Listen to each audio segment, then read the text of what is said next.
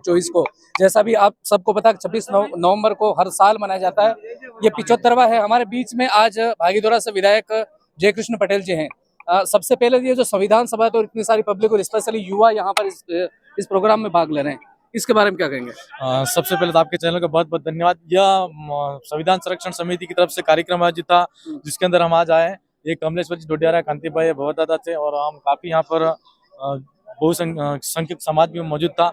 और आज हमने सबने संकल्प लिया है कि इस देश का संविधान है वो खतरे में है, तो इस देश के संविधान को बचाना है तो हम सब युवा साथियों को संगठित होना पड़ेगा और बहुसंख्यक समाज को एक जाजम पर आना होगा।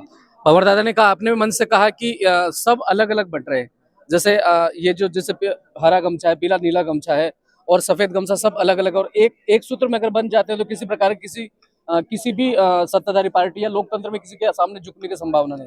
तो उसके लिए क्या कर सकते हैं? देखो, कोई गमछा है, झंडा है, वो एक अपना समुदाय या फिर संगठन की पहचान होती है।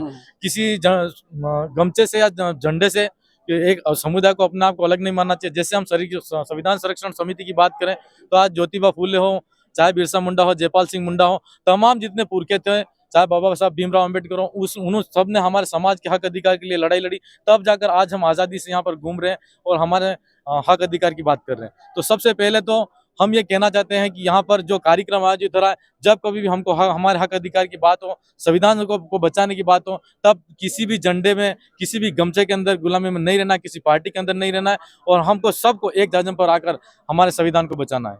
ऐसा लगता है कि जैसे जैसे युवा पढ़ता जा रहा है, जागरूक होता जा रहा है, वैसे वैसे हर विभाग में प्राइवेटाइजेशन वगैरह भी हो रहा है, आरक्षण भी कहीं न कहीं कैसा लोग कहते हैं कम हो रहा है, ऐसा कुछ लगता है? जैसे आप देख लीजिए, अभी हर किसी के अंदर, जैसे यूनिवर्सिटी के अंदर भी लेटरल एंट्री कर रहे हैं, पीछे से बैकडोर से एंट्री हो रही है। और जितने भी जैसे प्राइवेट संस्थान है, उन संस्थानों के अंदर, प्राइवेट उद्योग हैं, उनके अंदर सब चीजों के अंदर बैकडोर से एंट्री कर रहे हैं। तो ये लोग कहीं ना कहीं हमारे जो प्रतिनिधित्व संविधान के अंदर आरक्षण के माध्यम से हम लोगों को दिया जा रहा था, आज राजनीतिक रूप से हमको भले ही आरक्षण है, लेकिन सरकारी नौकरी के अंदर और प्राइवेट सेक्टर के अंदर हमारा जो प्रतिनिधित्व है वो बिल्कुल शून्य है, बिल्कुल नहीं के बराबर है। तो हमारी लड़ाई किस तरीके से ये है कि क्षेत्र के अंदर के युवा को जगाया जाए और इस क्षेत्र के अंदर जो युवा आज की तारीख में हमारे बहुत सारे गलत मार्गों पर भी चले जाते हैं, तो उनको सही रास्ते पर लाया जाए। इस प्रोग्राम के बाद में आपको क्या लगता है, क्या संभावना है? जो बिल्कुल, इसके बाद में हम एक कोरम कमेटी के साथ में चर्चा करेंगे और बहुत ही आगे प्लानिंग के साथ में बहुत बढ़िया आगे एक अच्छा कार्यक्रम आयोजित करेंगे, जिसके माध्यम से युवाओं को और बहुसंख्यक समाज को, ST SC OBC के तमाम मेरे भाइयों को एक जाजम पर लाने का प्रयास रहेगा। सलोमर चुनाव को लेकर बात करते हैं, उदयपुर में गणना हुई थी और भारत आदिवासी पार्टी के तमाम शीर्ष नेतृत्व, सांसद साहब ने सबने कहा कि कहीं न कहीं ऐसे काउंटिंग में गड़बड़ी हुई है, क्या कहेंगे आप? सलूमबर के अंदर 101% गारंटी वाली बात है कि यहाँ वहाँ पर गड़बड़ी की है। जैसे उन्होंने रिकाउंटिंग के लिए आवेदन किया तो वहाँ पर जो रिटर्निंग अधिकारी था उन्होंने बोला कि आपका समय चला गया है। और जब यहाँ पर हमारा सरकार से सवाल है कि दौसा के अंदर जब रिकाउंटिंग हो सकती है, सलूमबर के अंदर क्यों नहीं हो सकती? मतलब सलूमबर के अंदर रिकाउंटिंग नहीं कराना है, मतलब सीधी सी बात है, रिटर्निंग अधिकारी और सरकार के इशारे पर वहाँ पर गड़बड़ी की गई है और जीतेश जी कटारा को छल कपट षड्यंत्र के माध्यम से हराया गया है। क्या बीजेपी क्या कदम उठाने वाले हैं? हमारा अभी सभी कोरम कमेटी से बात हुई थी और जीतेश भाई कटारा से भी हमारी चर्चा हुई है और हम आगे बहुत ही जल्द हाईकोर्ट तक ये मामले को लेकर जाएंगे तब, और निश्चित तौर पर हमको भरोसा है कि हाईकोर्ट और सुप्रीम कोर्ट के अंदर जीतेश भाई कटारा को न्याय मिलेगा और सलूमबर की जनता जीतेगी।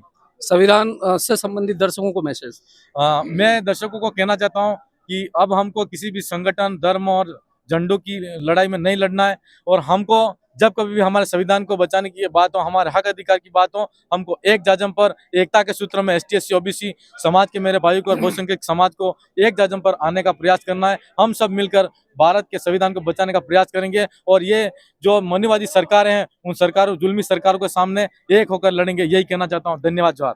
बहुत बहुत धन्यवाद दर्शकों। ये थे हमारे बीच में जयकृष्ण पटेल जी, भागीदौरा से विधायक, और आज यहाँ पर संविधान संरक्षण समिति के सभा में यहाँ पर उपस्थित थे। इनसे हमने बातचीत की। हमारे अरे इतने कम है तो क्या हो गया, कम से कम आवाज में कम तो रखो, उदयपुर की नगर पालिका तक आवाज जानी चाहिए। आप सबको दे जोहार। बुला झाड़ी की इस पवित्र धरती को सबसे पहले नमन। आज का जो कार्यक्रम है संविधान संरक्षण, उसमें उपस्थित सबसे पहले मंजा सिंह, हमारे पुरखे बाबा साहब भीमराव अम्बेडकर को नमन करता हूं। फातिमा शेख जी, ज्योतिबा फुले, एपीजे अब्दुल कलाम, जयपाल सिंह मुंडा, भगवान बिरसा मुंडा और साथ ही साथ इस धरती के संरक्षक और हम सब के लिए लड़ने वाले आदिवासियों के राजा राणा पूंजा को भी नमन करता हूं। मेरे भाइयों,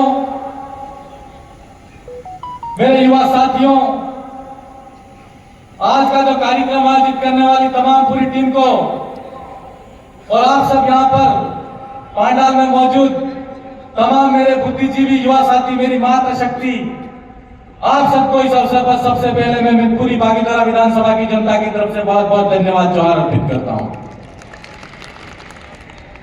साथियों, काफी लंबा समय हो गया है और ऐसा लगता है कि आप सभी वक्तागण को जलते लगभग 10 बजे से लगाकर 5 बजे काफी थक चुके होंगे, लेकिन मैं आप सबका बहुत कम समय लूंगा और इस अवसर पर मेरा आप सब तमाम साथियों से और संविधान संरक्षण बचाओ समिति के तमाम कार्यकर्ताओं से और इस देश के तमाम बहुसंख्यक समाज से मेरा सवाल है और पूछना है कि आजादी के 78 साल बाद भी जिस तरीके से इस देश के अंदर लोकतंत्र आया और लोकतंत्र के अंदर एसटी ओबीसी के भाई दलित शोषित पीड़ित समाज के साथ में 5,000 साल पुराना इतिहास अगर उठा के देखते हैं तो हमारे साथ में अत्याचार शोषण होता आया,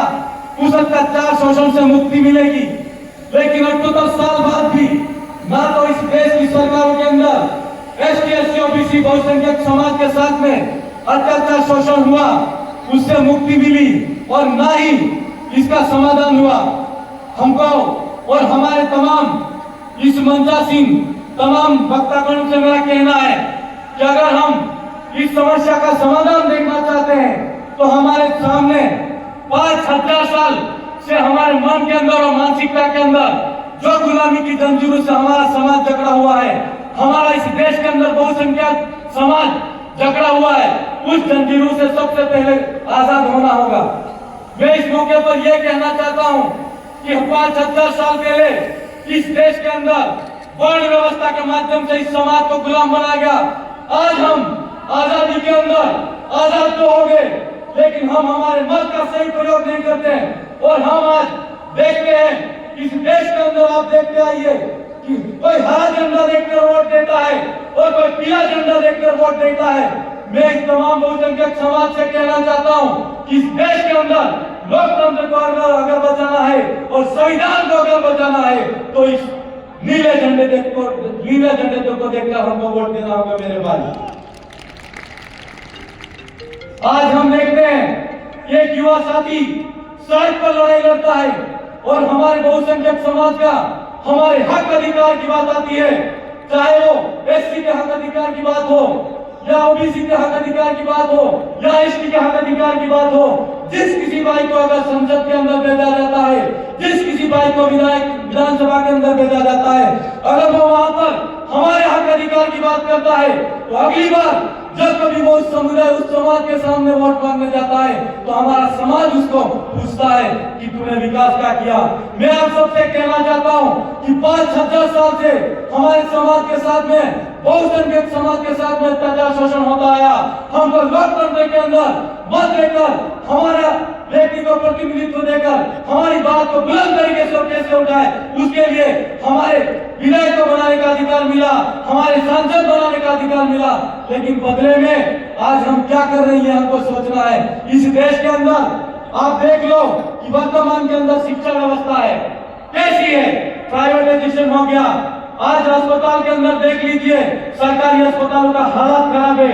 सरकारी खुद प्राइवेट अस्पतालों को वो खुद एमओयू जारी करके उनको हमारा उसका सरकार का हक अधिकार देती है और वहां पर प्राइवेट अस्पताल के अंदर हमारा जो भी गरीब भाई हो वो इलाज कराने जाता है। क्या उसका सही इलाज होता है?